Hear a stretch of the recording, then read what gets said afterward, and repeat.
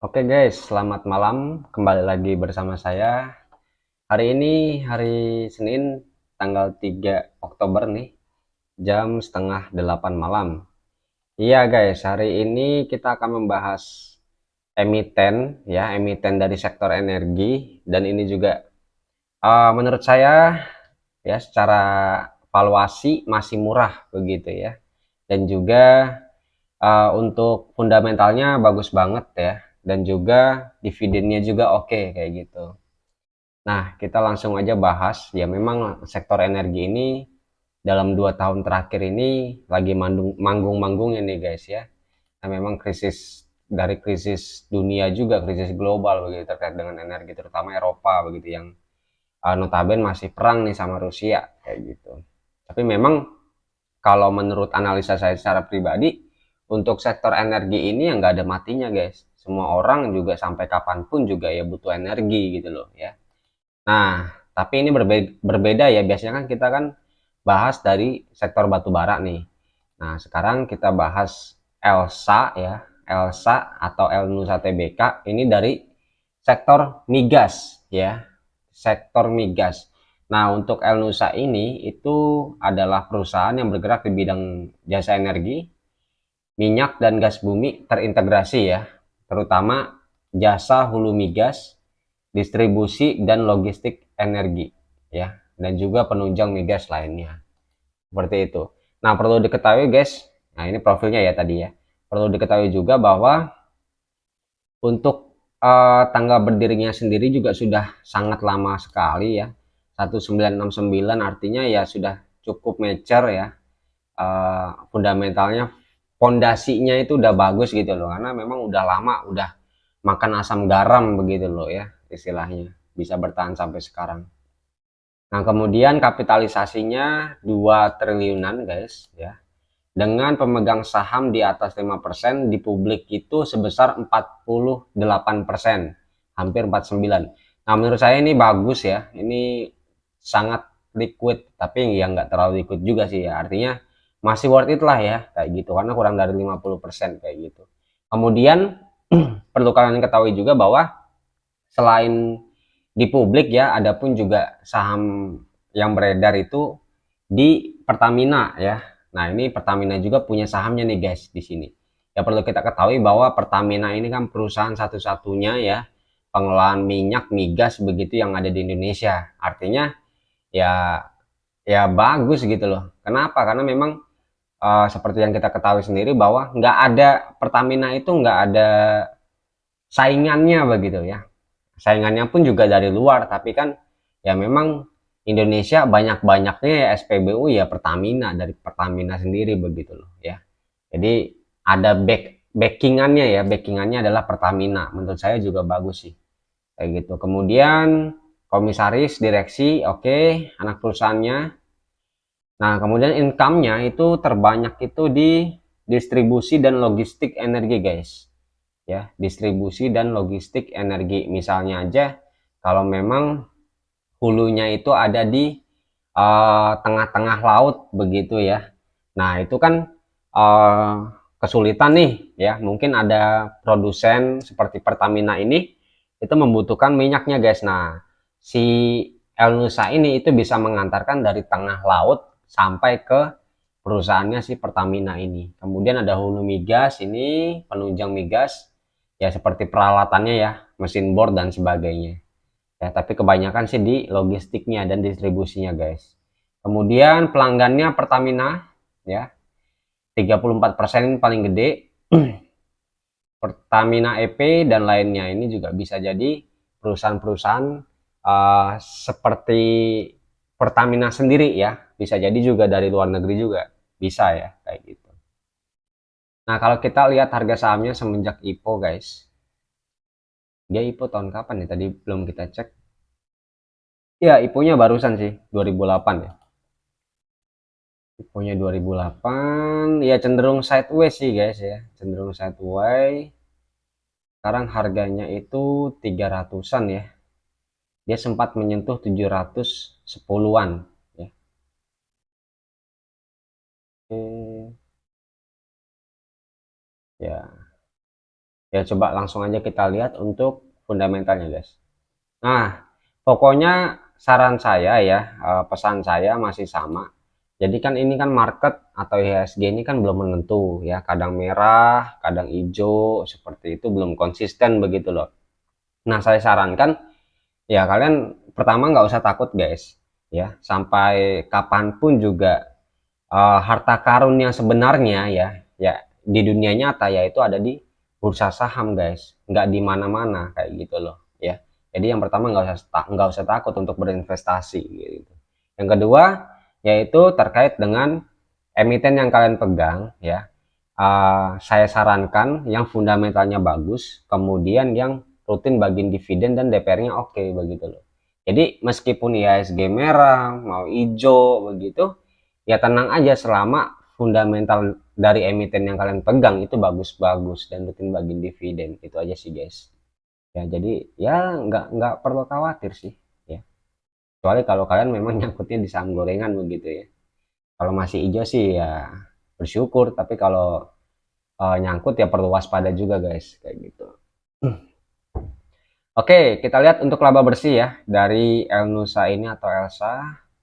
Nah, di sini seperti yang saya sudah katakan tadi bahwa ini cukup menarik nih. Untuk laba bersihnya dia ada kenaikan ya dari Q1 2022 dan juga ada kenaikan dari Q2 2021 guys. Nah, kalau Q2 2021-nya 19 miliar, kemudian Q1 2022-nya 75 miliar, dan kuartal 2 2022-nya itu naik sebesar ya banyak banget nih 150 miliaran kayak gitu. Ini dua kali lipat dibandingkan dengan kuartal 1 ya, dan berkali-kali lipat dibandingkan dengan kuartal 2 2021 kayak gitu. Jadi dari laba bersih sih ini fundamentalnya udah oke kayak gitu. Kemudian kalau kita lihat dari EPS-nya 20 ya yang terakhir. PR-nya 14 kuartal ya, tapi kita lihat nanti yang anualisnya. Untuk ROE 3 kali 2 6. Ya, ini sih belum, sebetulnya ROE-nya kalau secara kuartalan sih belum ini ya guys ya. Belum menarik kayak gitu. Untuk ROE loh ya, tapi dari lainnya sih oke kayak gitu. Nah, nanti kita menentukan apakah ini layak di hold atau enggak ya dari dividen yieldnya. Selama dividen yieldnya masih gede begitu ya masuk ya. Nah, kita lihat yang lainnya guys. Untuk per annualisnya 5 ya ini bagus ya, tapi lebih bagus lagi di bawah 5 kayak gitu. Tapi ini sih sudah worth it menurut saya. Kemudian EPS 43 nih guys ya dari sini. Oh sorry, yang annualisnya 62 nih guys. Nah dari sini kita bisa hitung dividen yieldnya guys. Oh sorry. Nah, bentar ya saya coba cek RTI dulu guys. Untuk dividen yang pernah dia bagikan begitu.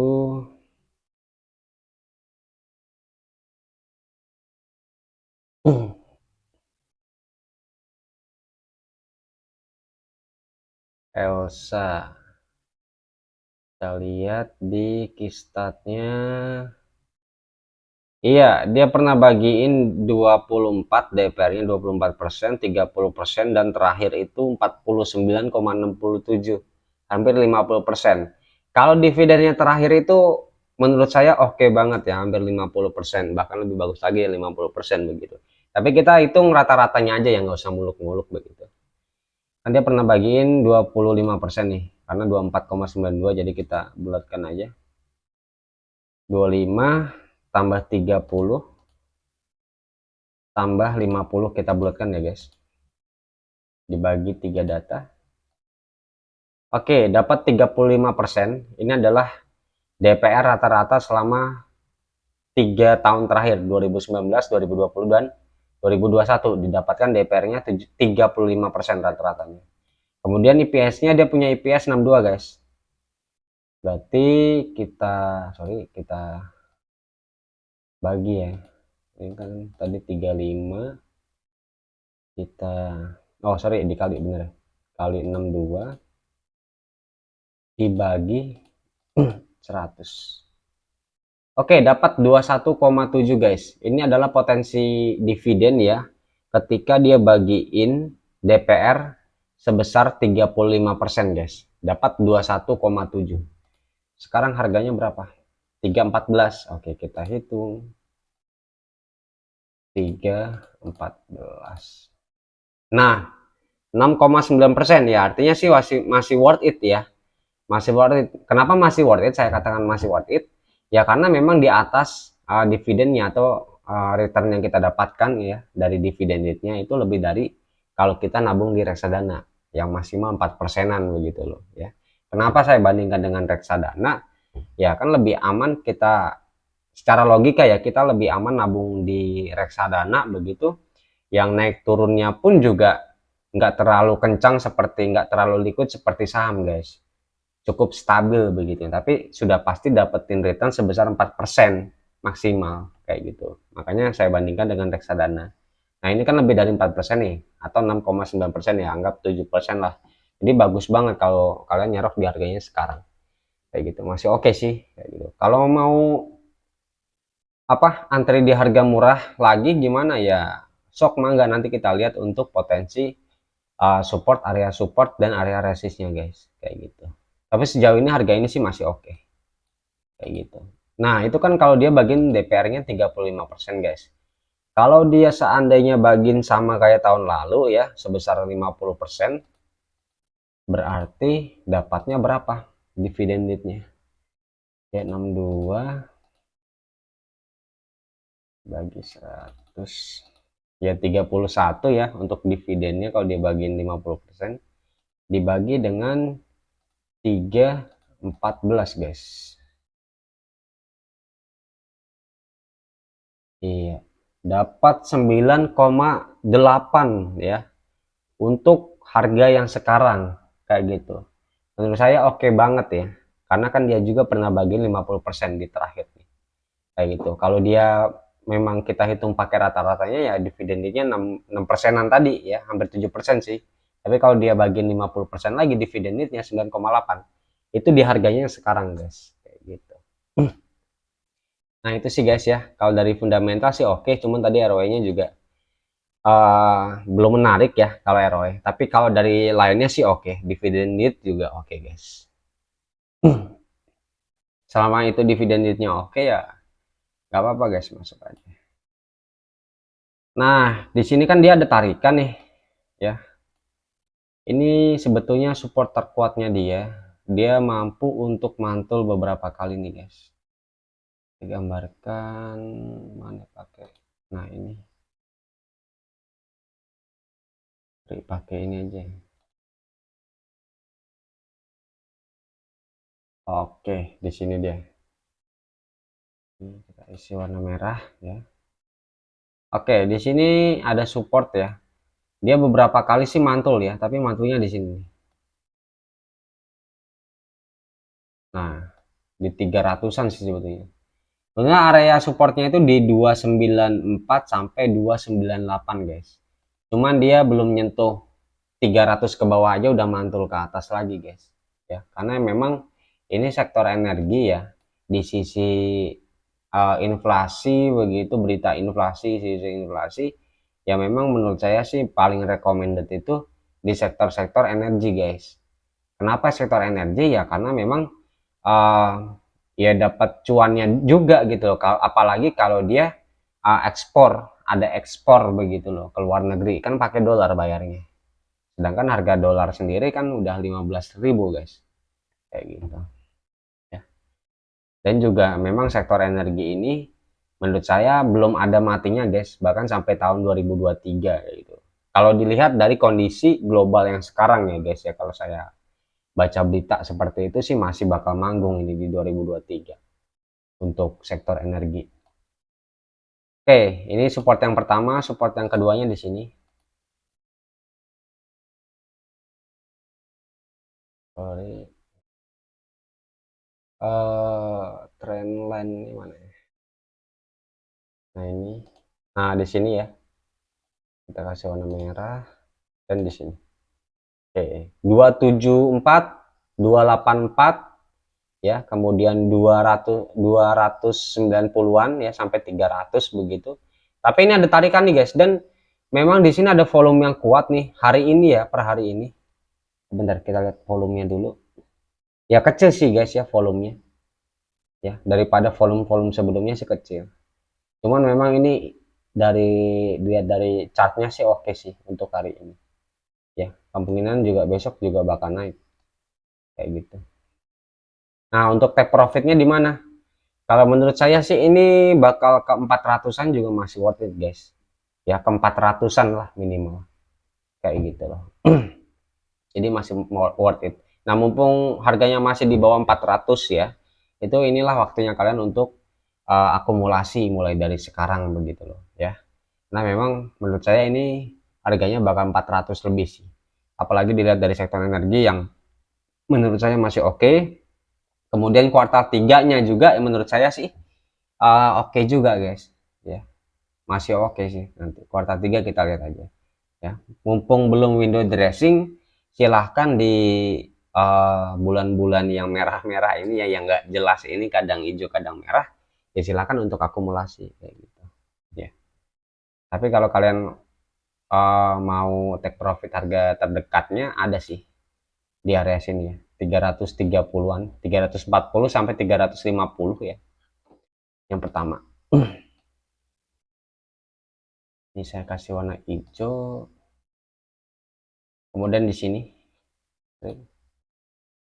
nah di sini 360-an ya. Kemudian saya gambarkan di sini 400. Oke. Nah, ini dia untuk area support dan resistnya, guys. Kalau memang besok merah sih ya kesempatan untuk nyerok. Saya mau menyerok-nyerok aja. Saya udah siapkan jaring sih, guys, di 300-an. Ya, sama di 290-an. Kayak gitu udah siapkan jaring. Ya, rencananya juga saya ini mau koleksi lagi saya, guys. Saya punya ini harganya waktu di sini, guys. 350-an, tapi jumlahnya masih sedikit banget. Istilahnya masih titip sendal begitu ya, karena memang saya lihat pantau-pantau begitu memang fundamentalnya bagus. Nah, saya titip sendal dulu guys, kalau dia ke bawah baru saya serok banyak kayak gitu. Saya baru 2 kali sih, waktu harganya di 300 saya serok guys.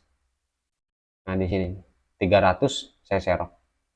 Saya biasanya sih siapkan jaring sih guys kayak gitu, kalau mau pasang harga di area support-supportnya saya biasanya pasang jaring kayak gitu. Kalaupun hijau ya saya juga serok kayak gitu. Hijau mau merah mau hijau, asalkan sahamnya bagus, fundamentalnya oke, saya share. Target saya sih di 400-an sih. Oke, mungkin malam hari ini cukup sampai di sini guys. Jangan lupa subscribe. Sampai jumpa di lain waktu. See you semua, bye.